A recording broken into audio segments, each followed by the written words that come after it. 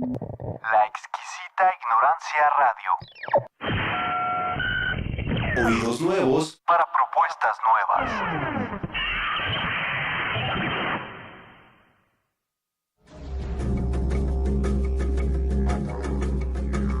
Creencias religiosas, un espacio de conversación sobre las religiones y un lugar de reflexión sobre la convivencia.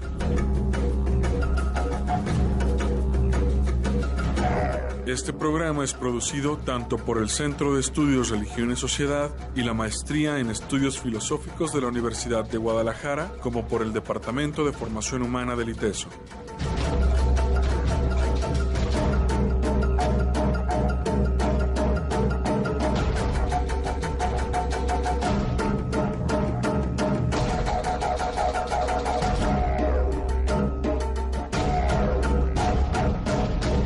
Yo me lleno todas de migajas. Bueno, buenas tardes. Estamos aquí en Creencias Religiosas desde la exquisita ignorancia. Nos agarró platicando sobre comida, pero bueno, es que es todavía la hora. Pues doy la bienvenida a Alesa. ¿Cómo estás, Alesa? Excelentemente bien, con mucho calor, ya menos que está allá afuera, pero excelente estar por aquí. Arturo, bueno, para quien nos está viendo en Face, pues únicamente nos ve, bueno, yo creo que nos conoce. Arturo. Sí, Darío. Así es, muy buenas y allá tardes. en los controles está Jonás y Marichuy, a quienes les agradecemos su apoyo. Que nos avientan a la red, a esta red inalámbrica, y no antes, como decíamos, pues por la antena, pero bueno, es una diferente antena para llegar a usted en diferentes rincones. Esperemos que bastantes de este planeta, que se supone que ya nos han escuchado, ¿no? No hemos sacado ahora cifras, ese será En el estos días comentario. no, pero lo vamos a sacar. Recuerden que este mes estamos hablando de fundadores, mayo y junio. Esto lo repetimos continuamente, únicamente para contextualizar. Y hoy tenemos de invitado Al maestro Fernando Villalobos Zavala. Él es filósofo, educador y teólogo. y bueno, él trabaja actualmente en el ITESO. En el ITESO, en el Centro Universitario Ignaciano del ITESO. Fer, pues muchísimas gracias por haber aceptado nuestra invitación.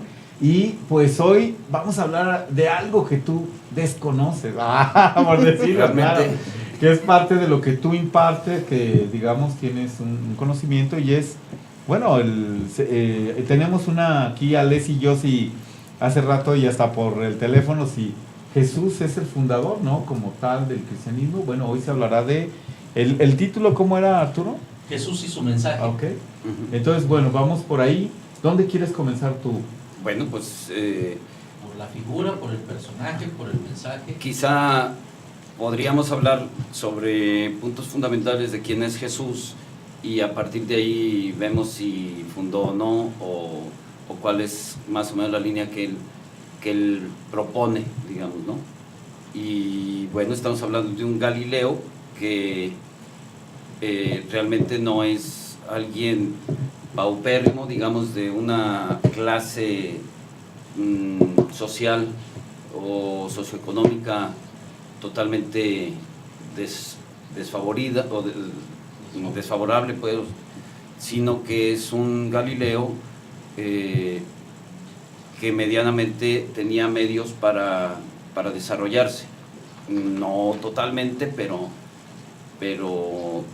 sí había como una base familiar que le permitía un tanto cuanto un desarrollo. El oficio, Pues se le ha dicho que era carpintero, pero también había ahí oído que pues se reparaba techos, es decir, lo que sí es que no tenía tierra, él no era propietario, digamos, Sí. de una tierra. Jesús se le llama el carpintero de Galilea, pero en realidad es como un artesano, como tampoco tanto como un Milusos mexicano, pero sí alguien que podía, en España le llaman manitas, ¿no? Que repara esto, pues lo repara, y que acá, pues échale, y andaba pues por ahí. No era como un especialista en cuestión de oficios, porque era parte de la cultura, tampoco era que tuviera que ser así como especialista en la carpintería o en la plomería o en la construcción, pero en la conclusión, o más o menos las ideas de los historiadores nos llevan a que Jesús era como un poquito de todo, ¿no? En ese sentido. ¿Y este oficio lo tenía José o José tenía otro? Se supone otro que trabajo? José es el que le encamina en este trabajo y como que sigue pues el oficio del padre, ¿no?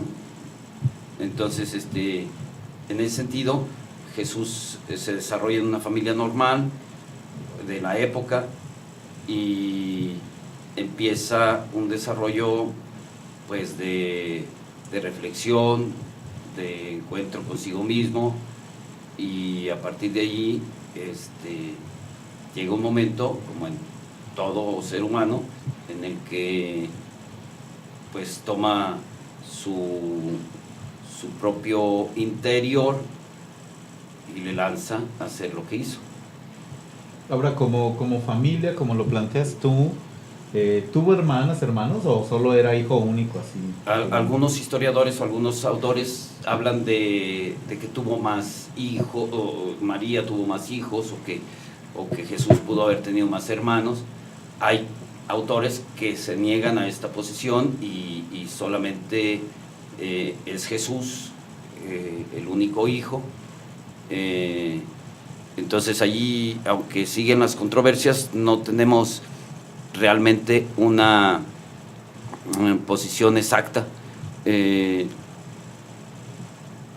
Seguirá, yo creo, en la polémica esto, pero de manera particular yo considero que a veces este tipo de datos son más bien defendidos o polemizados por diferentes grupos que al final de cuentas buscan algún beneficio de esto, no sé, que en esencia para el mensaje de Jesús o para la tarea de Jesús me parece que no es trascendente de manera esencial.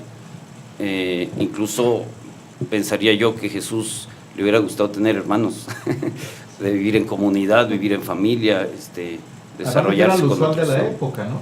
Y estas familias más o menos, digamos, numerosas. Y bueno, los hijos como incorporándose a las tareas del hogar y de la familia, para la manutención pues de la familia también. Oye, Fer, a ver, Jesús es un Galileo, un oficio Sí. Reconocido. Este oficio lo posiciona en un estatus intermedio de la estructura social, no es pobrísimo, no es un miserable. No es miserable. Pero, ¿de dónde le surgen las ganas de juntarse con tantos pobres? Con pobres, prostitutas, Sí. Digo porque a mí me da la impresión de que la gente tiende a mirar siempre para arriba. Sí. Yo creo que ahí es una de las partes principalísimas del mensaje de Jesús. Jesús no viene a hacer discursos, más bien como que Jesús viene a vivir lo que piensa, y es ahí donde empieza a generar tanta controversia, porque es testimonial lo que él está haciendo, y viene a romper con sentido crítico y fundamentado estructuras añejas, culturales y religiosas que causan mucho conflicto en su época. Entonces allí es alguien que llama la atención, también es alguien que llama mucho la atención, pero básicamente es por esto, justamente por este testimonio que él está dando. Y en el Evangelio se presenta varias veces, o más bien se puede evidenciar su cercanía con publicanos y pecadores, como si esa fuera una de sus metas, estar cerca de esta gente o acercarse a esta gente. A los más rechazados, ahí está él se acerca. Los publicanos son como hoy recaudadores de impuestos y quedamos que Creo que en Es el casi, caso... casi como si se acercara Peña Nieto hoy. así. Oh, por favor. Creo que en el caso de estas figuras de fundadores de las que hemos venido hablando, y sobre todo en el caso de Jesús, mucho de lo que sabemos de él viene de lo que los demás decían de él. Es Sí, decir, sí. de la gente que vivió con él, la gente que convivió con él y los que lo odiaban y todo. O sea, entonces aquí, ¿de dónde viene la información de los distintos autores? ¿Exclusivamente de los evangelios? ¿Son extrapolaciones históricas? Es decir, en esta época se vivía así, entonces la familia de Jesús que vivía en esta región debió vivir así. ¿Son una Sí. mezcla? ¿Qué es? Sí, es una construcción de los datos del contexto histórico, social, político y económico que vivía el pueblo. Y a partir de ahí se va como organizando o incorporando para la construcción de ese contexto de Jesús. Ya particularmente respecto a lo que él hizo, dijo o demás, pues ya es una construcción posterior a lo vivido en tiempo real, digamos. Marcos, que es el evangelista más cercano, pues aparece, pues algunos dicen que en el año 50 o 70, si aparece en el 50, son alrededor de 20 años después de la muerte de Jesús. Entonces, lo que se valora aquí es la tradición oral de lo que la comunidad cristiana o los primeros seguidores de Jesús fueron transmitiendo unos a otros. Y se trata de hacer una reconstrucción de todo eso. Por eso se debe señalar constantemente que seguir de manera literal estos textos puede abrirse un amplio margen de error. Entonces, Y hay ocasionar dos inquisiciones Jesús, y cosas así. Hay dos Jesús. el de la historia, el que inicia el movimiento, y el de la fe. Y el de la los fe, creyentes, por supuesto. construido. Por supuesto. ¿Cómo es eso? Allí hay algo que surge interesante y quizá todavía polémico para muchos. Se habla de que el principio de todo es la resurrección de Jesús. Es la resurrección de Jesús. Allí, si Cristo no hubiera resucitado, vana sería nuestra fe, dice San Pablo en uno de sus escritos. Pero entonces eso nos lleva a pensar qué es la resurrección. Y allí entra la polémica. Porque si nosotros seguimos la línea de un acto maravilloso, mágico, donde Jesús regresa a la vida, pues no es tan exacto el asunto, porque la resurrección no sería tanto eso. La resurrección más bien viene siendo como alguien que nunca fue vencido por la muerte.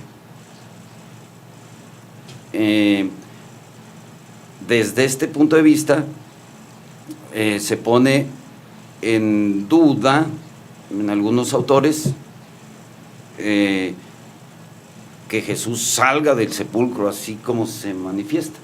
De hecho, este tipo de narraciones en los evangelios es a destiempo, incluso después de que otros escritos han aparecido. Hay un cierto acomodo para darle un sentido.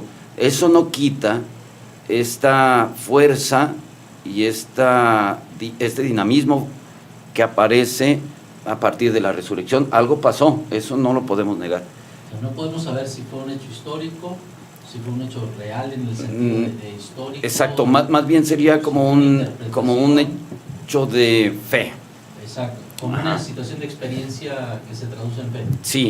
Sí, yo me inclino más por ese lado también, porque bueno, aquí a lo mejor conviene, hay muchos textos, pero hay uno que me gusta mucho de los documentos que hay que nos pueden ayudar a reflexionar sobre el asunto, de José María Mardones.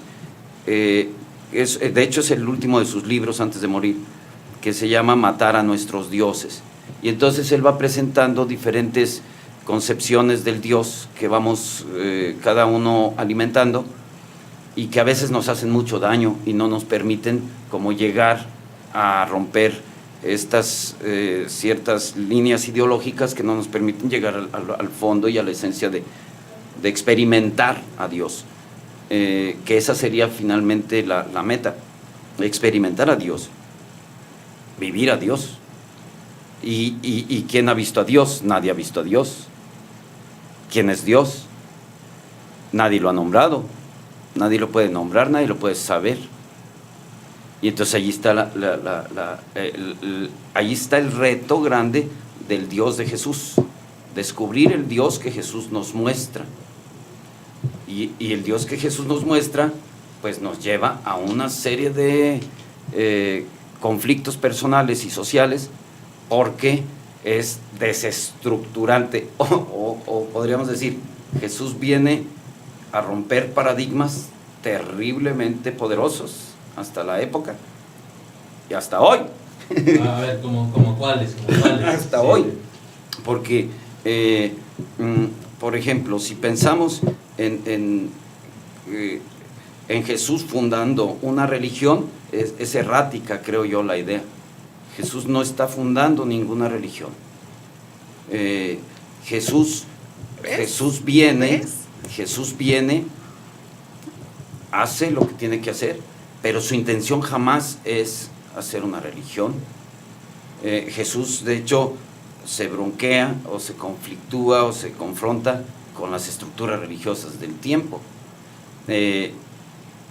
y señala y golpea, digamos, o más bien señala fuertemente o de manera crítica puntos esenciales de la estructura religiosa de su tiempo, que hoy en día vendría y las destruiría otra vez.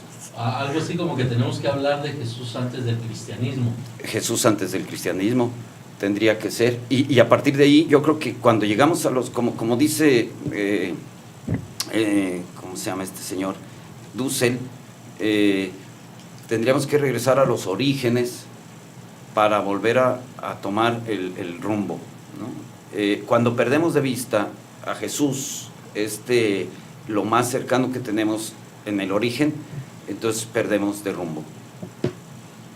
Entonces, Jesús, ¿qué es lo que propone? Hablaba de la cuestión de la resurrección, pero ¿qué es lo que propone? Jesús lo que propone en el centro de todo su mensaje es instauración del reino de Dios. Él viene a instaurar el reino de Dios. No he traído la paz a la tierra, sino la guerra, ¿no? La guerra. En ese sentido es como una desestructuración profunda de cualquier persona, para que en realidad se transforme y pueda vivir feliz y bien. Y vivir feliz y bien significa vivir en el Dios de Jesús. El Dios de Jesús, que básicamente es hasta cierto punto muy sencillo encontrar cuál es el Dios de Jesús, pero es difícil vivirlo. Se me ocurre tomar como ejemplo o aludir a Albert Nolan cuando él presenta los pobres y la espiritualidad. Esto es como muy ilustrador, porque Jesús más o menos eso fue lo que en términos generales fue lo que vino a enseñar. El encuentro con los pobres, que eso es básico. O sea, al centro de todo Jesús están los pobres, están las fronteras de la exclusión, está todo aquel sector que es desfavorecido. Eso es lo central. Por eso la frase contundente de: si en el pesebre faltan los pastores, Belén es una farsa.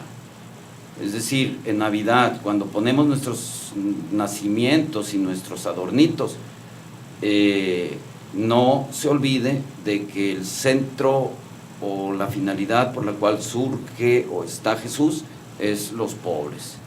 Los pobres, que son todos los marginados en cualquier sector. Nolan dice que la relación con los pobres es como cualquier otra relación, así como van surgiendo las relaciones, tus aficiones, tus amistades, etc. Más o menos eso es. El encuentro con los pobres, impacta, siempre, a menos que seas muy insensible, te interpela de alguna manera. Y entonces, este primer encuentro con la pobreza depende de qué nivel de conciencia tenga, porque a veces hemos pasado por la vida, o si preguntamos a alguna persona, ¿te acuerdas cuándo fue la primera vez que te llamó la atención la pobreza? No sé qué dirían, pero alguna vez te impactó algo que estaba relacionado con fronteras de exclusión, y ese impacto te interpela y hay una reacción en ti. Casi siempre las primeras reacciones que tenemos ante esto es el asistencialismo. No tiene que decirse que el asistencialismo es plenamente malo, pero eso es muy, muy común. Y entonces pensamos que ahí ya está, de alguna manera, solucionado, salvado, aliviado este asunto de mi encuentro con los pobres. Ya entendí, ellos son pobres, yo no soy pobre, ya les ayudé y ya les ayudaré otra vez. Ahí se queda. Entonces nos quedamos en una relación con los pobres de Doña Voyager lanzabolillos, de suétertón, teletón, tontón, todo lo ton, Todos los tonos. pero eso, hasta el PRI tomó eso, ¿no? Cuando va y lleva sus despensas, tortas y fruxis, etcétera. Todo eso es asistencialismo. Y el asistencialismo, aunque en algún momento sí es importante, porque si tienes hambre, pues comer una tortita está bien, no resuelve el asunto. No elimina las causas. No elimina de la las pobreza. causas. Nolan dice que si nos quedamos ahí, pues ahí nos quedamos y ya. Pero si seguimos en una relación con la pobreza y no nos alejamos del todo, entonces empieza a generarse un proceso en cada uno. De tal manera que llegas a un segundo nivel en el que llevas a la cabeza y empiezas a cuestionarte, ¿por qué pasa esto? ¿Por qué pasa que estos sean pobres y estos no? ¿Por qué pasa que estos sí pueden entrar al antro y estos no? ¿Por qué pasa que estos tienen coche y estos no? ¿Por qué estos sí tienen pavimento y estos no? ¿Por qué pasa eso? Y entonces empezamos a llegar a las estructuras injustas que generan la pobreza, grupos de poder que generan la pobreza. Y entonces eso nos genera una ira, no la ira tapatía, el coraje, no la ira, ¿verdad? ¿Okay? La ira del coraje, la rabia y el amor al mismo tiempo. Es como una dinámica que te puede llevar a entender las causas y no irte contra otros, sino a tratar de llegar a un equilibrio, a un estado de justicia. Ese sería un segundo paso. Si yo me quedo en la rabia, en este segundo nivel, entonces me puedo convertir en un cierracalles nada más. Es decir, ya fui asistencialista y ahora soy cierracalles. Y ya me quedo ahí. La protesta por la protesta. La protesta por la protesta y a ver quién grita más en la calle y a ver quién... pero no pasamos, no.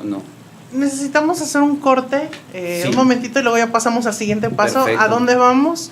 Cuando pasamos de ser cierracalles a otra cosa. ¿A dónde caemos? Regresamos en un momentito, los vamos a dejar con una pieza que comentaremos al regresar. Esas creencias religiosas. Estamos aquí con Fernando Villalobos y hablando de Jesús y su mensaje.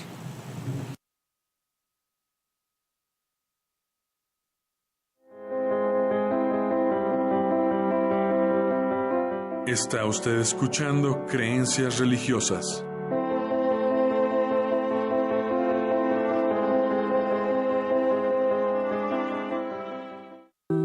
La exquisita ignorancia radio. Oídos nuevos para propuestas nuevas.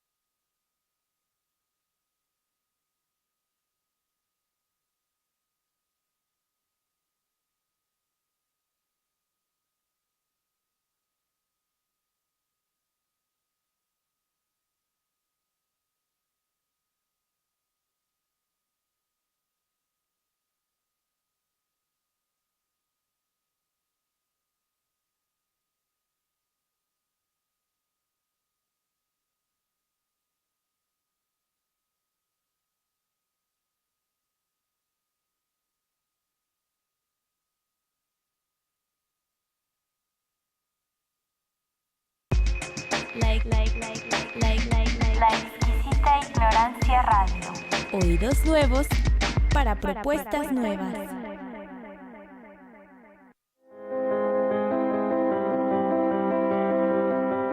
Está usted escuchando Creencias Religiosas.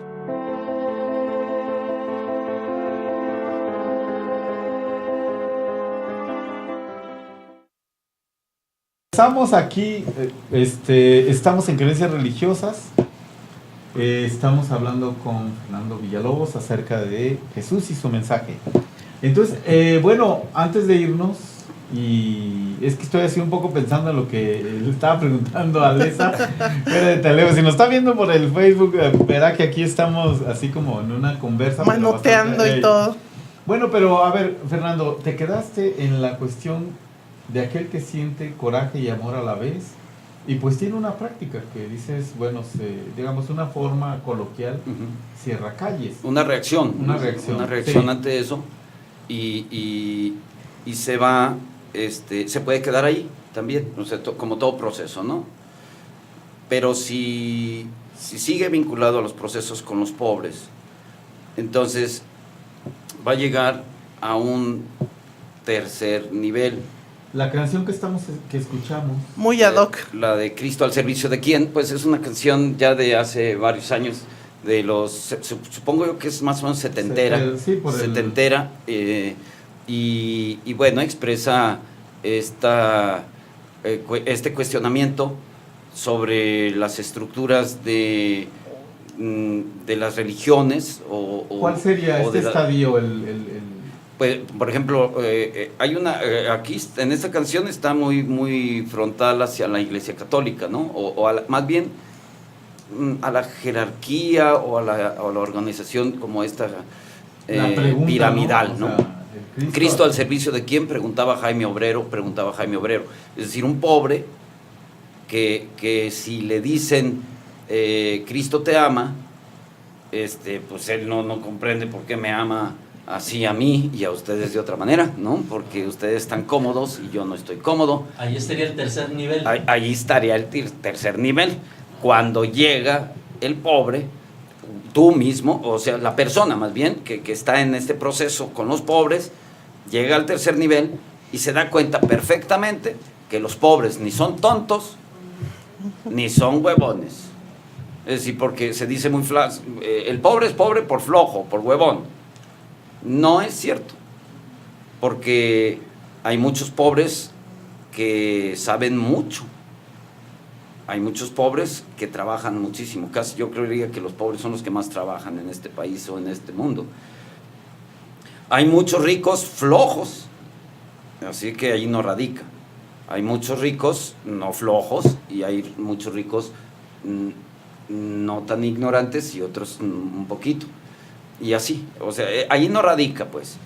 Y empezamos a darnos cuenta que los pobres, o más que los sectores que son marginados, están marginados no porque sean tontos o flojos, sino, otra vez, volvemos a la estructura que los mantiene sin posibilidades de desarrollo. Si hablamos de desarrollo, en este caso, el pobre, cualquier persona tendría derecho de ejecutar todo un plan de desarrollo por sí mismo y lograr el producto final. Cuando un país no te da esa posibilidad, no puedes hablar de desarrollo. Y los pobres en este país, por ejemplo, y en muchas partes del mundo, no tienen esta posibilidad de desarrollo, aunque sean no ignorantes y aunque sean no flojos. Esas condiciones no son suficientes para transformar la realidad de pobreza o de marginación que se tiene. Esta sería un tercer nivel, pero aquí ya entra una participación activa de los pobres. Cuando nos acercamos a realidades de marginación o de pobreza, con una idea de yo te voy a ayudar, totalmente errática. es, creo yo, que el peor error que se puede cometer. No podemos ayudar a los pobres. No se puede ayudar a los pobres, yo lo digo así. En todo caso, podemos acercarnos con ellos o con la comunidad, caminar juntos y entonces aprendemos, compartimos y nos acompañamos. Pero como decía Pablo Bando del Fraiba en San Cristóbal, si ustedes vienen con la idea de ayudar a las comunidades, no vengan, porque ni saben, ni tienen idea de lo que hay aquí, y no vengan aquí en 15 días a tratar de decirnos qué hacer, sáquense por allá. En todo caso, acérquense con un corazón abierto, con unos ojos abiertos y con oídos bien abiertos a sentir y a ver, y cierren la boca. Y es muy claro eso, a mí me parece que es muy exacto eso. Cuando llegamos del tercer nivel, de crítica y de de una participación autogestiva de parte de la comunidad marginada, entonces esto nos permite llegar a un cuarto nivel quizá, que es ya una posición solidaria, entendiendo la solidaridad como esto que yo decía, aprendemos, compartimos y acompañamos, estamos juntos en esto, pero también nos reconocemos profundamente y reconocemos que somos humanos y nos reconocemos que tenemos pros y contras, todos. El hecho de ser pobre no debemos idealizarlo. Los pobres también, a pesar de que está ganando el salario mínimo, si pierde el Cruz Azul, el sábado compra su caguama. Y tú dices, no manches, ¿cómo vas a comprar caguamas si apenas te alcanzan para comer? Pero es parte de. Entonces, es entendernos, vivirnos y generar ese tejido juntos. Contaba una anécdota Facundo Cabral, entre sus dichos allí, en sus presentaciones, y decía, yo no me acuerdo exactamente de los datos, pero parece ser que era la mamá de Gabriel García Márquez, y que una vez en un evento se encontró con el presidente de Argentina, y el presidente de Argentina le pregunta, doña Sarita, ¿cómo está usted? ¿En qué puedo ayudarla?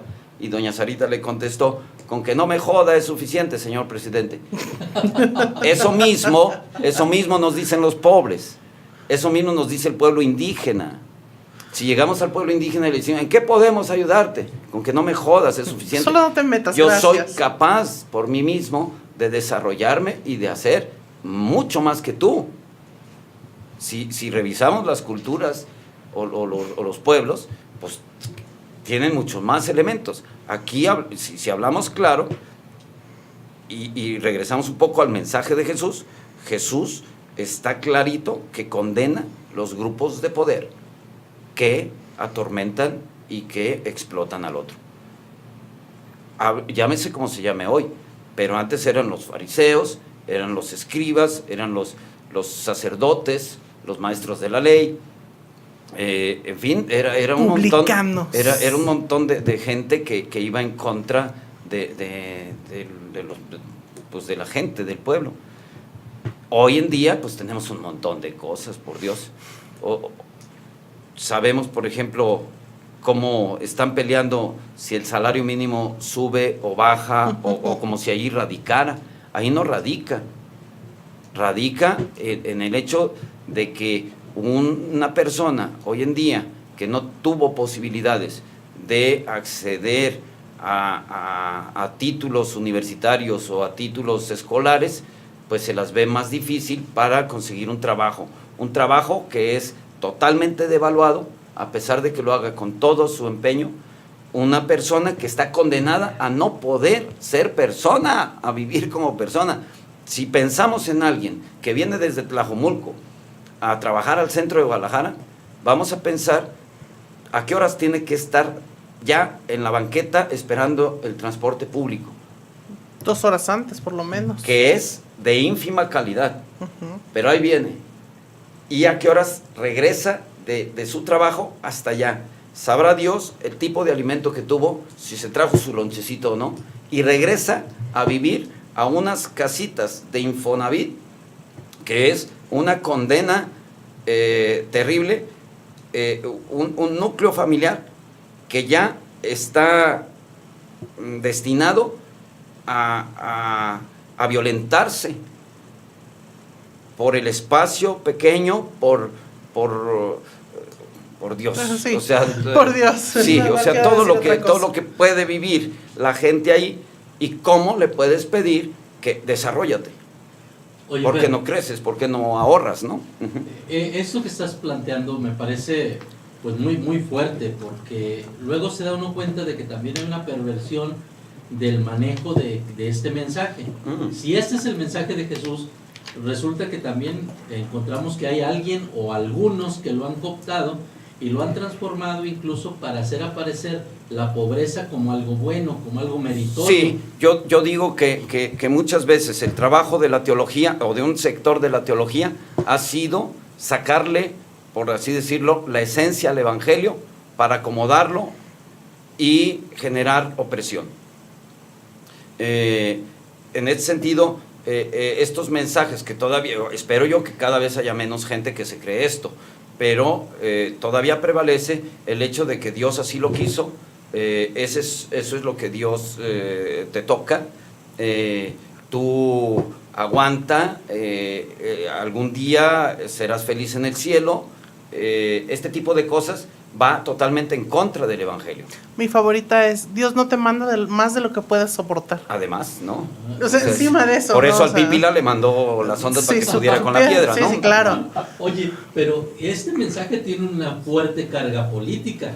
No hay- es solo un mensaje religioso. Es que Jesús ¿no? era político. Pues, A ver, Se platícanos de metió. eso. Sí, o sea, yo por supuesto que creo que, bueno, si lo transportamos al 2018 o a nuestros Por tiempos, favor. al siglo XX y XXI,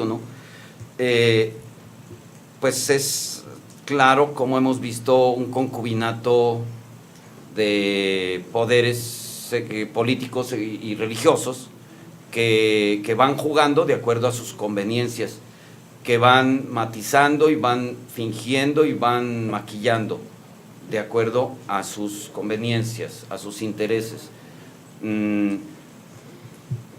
No hay una, bueno, sí hay en sectores, pues, pero quiero decir que en mucho no vemos una reflexión cristológica o evangélica desde las bases, desde la realidad, para encontrarnos con un Dios o con un Jesús que realmente está cerca de nosotros. Hay una contradicción permanente entre el Dios te ama, pero todos los días te jodo. Eso está totalmente contradictorio y sigue. Yo no sé qué podríamos ver. Muchas veces se dice: si Jesús viniera hoy, se moría otra vez. Pues no es que se haya muerto, porque dicen que no murió y resucitó, pero más bien murió y resucitó, pues, pero esto que quiero decir es que la resurrección implica que es Jesús no es vencido por la muerte, ¿no? Es eso lo que dice el mensaje teológico. Si Jesús viene hoy, pues creo que pone las mismas cuestionamientos en el centro, nuevamente. O sea, sería un mensaje un tanto incómodo. Sí, Jesús sería un mensaje incómodo totalmente. Yo lo digo a veces de broma: si los católicos que vivimos en Guadalajara actuáramos como católicos, no necesitaríamos semáforos, ni policías, ni nada de eso. Seríamos una hermandad impresionantemente amorosa, porque somos muchos. Es que básicamente, bueno, en mi opinión tiene que ver con dos cosas. Uno, esa forma de presentar a Dios o a Jesús como un guionista que se la pasa escribiendo todas nuestras vidas, de principio a fin. O sea, Dios te manda tribulaciones, dolor, todo lo malo y también todo lo bueno. O sea, todo es culpa y gracias a Dios, todo. Nosotros no tenemos nada que hacer ahí. Y la segunda, esta cuestión de solo ser católicos los domingos y las fiestas de guardar y las festividades. O sea, como que no relaciona a la gente el respetar el paso de un coche con sus valores católicos. Sí. O cristianos, pues ampliándonos a todas las ramas que siguen a Jesús. No relaciona el que a alguien se le caiga la cartera en la calle e ir a regresársela. O sea, yo vi a quien se le cayó, pero me falta. Se le puede dar más valor a lo litúrgico, muchas veces, a lo litúrgico, que otra vez, que al Evangelio mismo. Bueno, el ser humano es simbólico, somos simbólicos. Los signos los vamos poniendo en categorías de símbolo de acuerdo a la importancia que tienen para nosotros. Y es ahí donde crece o toma mucho más fuerza. Pero no olvidemos que todo lo litúrgico es una corriente, o más bien tiene su origen en todo el mundo helénico, que lo incorpora la Iglesia como para darle forma a todo esto. Y muchas veces nos quedamos allí, en las formas y no en el fondo. La jerarquía critica cuando una celebración no es como Dios manda, no es como se dice. Y entonces, caramba, entonces allí no estuvo Dios, se fue, se salió a la hora que no cantaron lo que tenían que cantar, ¿o qué pasó? No era el incienso adecuado. Exacto. La canasta quedó muy vacía. Ojo con eso, porque volvemos a caer a lo que Jesús criticaba de su tiempo, ¿no? Entonces podremos decir que realmente estamos viviendo la misma situación social política que Jesucristo vivió en su tiempo. ¿Protestaría por lo mismo él? Aquí, Guadalajara, 2018. Yo creo que sí hay situaciones totalmente semejantes o cercanas al mismo, bueno, guardando las diferencias históricas y de siglos y de tiempos, pero sí, por supuesto que sí hay. Los elementos de marginación existen terriblemente. Realmente hemos llegado a una insensibilidad tal que no reconocemos al otro, ni siquiera como persona, deja tú como prójimo, ni siquiera como persona. Los migrantes que pasan por el país, centroamericanos hacia Estados Unidos, los vemos menos que nada. Si tú te llega un compañero indígena a la ciudad, pues es como, bueno, folclore. Es triste ver cómo tenemos mil dichos para eso, ¿no? Quisiera, en una de las visitas de Juan Pablo II, de San Juan Pablo II, visitó el sureste y querían que presentaran que hubiera una manifestación artística de los indígenas o de un pueblo originario, y el dato es que el ballet de Amalia Hernández de Televisa, fue en la canonización de Juan Diego. Pues prepararon todo este show para disfrazados de indígenas, porque los indígenas estaban, yo no sé si les parecieron inadecuados, y fingieron ser indígenas para presentarse. Ese tipo de cosas, ninguno era televisivo, ese tipo de cosas Jesús no las aprobaría. Las comprendería, sabría nuestra mezquindad, pero no las aprobaría.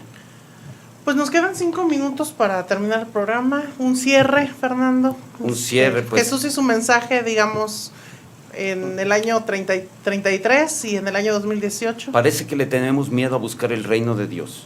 Parece que le tenemos miedo a construir el reino de Dios, y personalmente creo que construyendo el reino de Dios desde cada uno, desde cada hogar, es la mejor forma en que podemos vivir. Pero le tenemos miedo. Esas palabras todavía hoy nos dan miedo.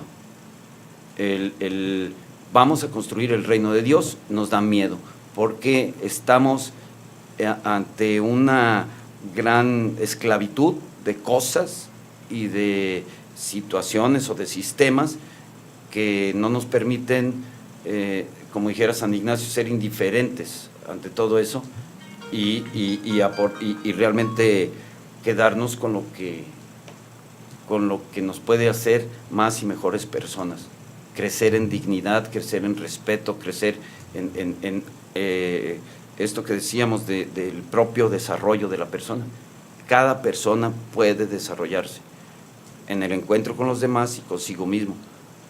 Pero cuando estos encuentros más bien resulta que son desencuentros, porque se te impone el consumismo, porque se te impone otra serie de intereses que presentan los grupos de poder, que tienen mucho poder, entonces van bloqueando y no permiten este desarrollo. Y el asunto de enfrentar la simulación, ¿no? Yo creo que ese es uno de los grandes riesgos en este planteamiento. Se decía, o sea, una de las partes importantes del Jesús es el silencio. Los silencios que Jesús hace son bien importantes, más que, bueno, mucho también lo que dice, pero principalmente sus silencios. Y cuando hacemos silencio, estamos confrontados con nosotros mismos, por eso nos da miedo, y nos aparece la honestidad. No puedes no ser honesto. Y entonces por eso me cuesta trabajo hacer silencio, pero cuando encuentro el silencio y me encuentro conmigo mismo y veo realmente para dónde tengo que ir, entonces se acaba la simulación. Por eso la simulación nos permite muchísimas cosas e incluso creernos nuestra propia simulación. Bueno, pues llegamos al final de este programa. Muchísimas gracias, Fernando. Muy interesante, muy vaya interesante. Que quedaron bastantes preguntas Sí. para que habíamos hecho fuera de micrófonos, pero bueno, en otra ocasión me supongo que podemos abordar, ¿no? Sí, seguramente que vas a volver a ser invitado. A ver. Muchísimas gracias, Fernando. Otra faceta de Jesús. Pues muy buenas tardes, Gracias. Alesa, Arturo, Fernando. Gracias por la invitación. Y gracias ahí en la cabina. Gracias, Marichuy, gracias por el apoyo. Nos vemos el próximo miércoles. Nos vemos ahora sí y nos escuchamos. Ahora sí nos vemos, ya voy a andar por aquí. Cosas desde la exquisita ignorancia.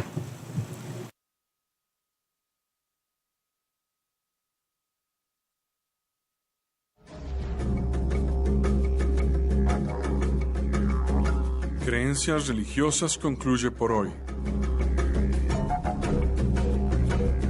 Este programa es producido tanto por el Centro de Estudios Religión y Sociedad y la Maestría en Estudios Filosóficos de la Universidad de Guadalajara, como por el Departamento de Formación Humana del ITESO. Les esperamos el próximo miércoles a partir de las 7 de la noche por laexquisitaignorancia.com.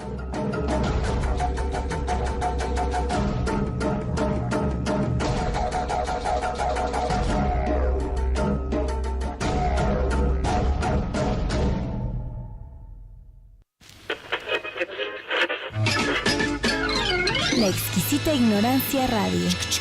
Oídos nuevos para propuestas nuevas. Now, here comes the music.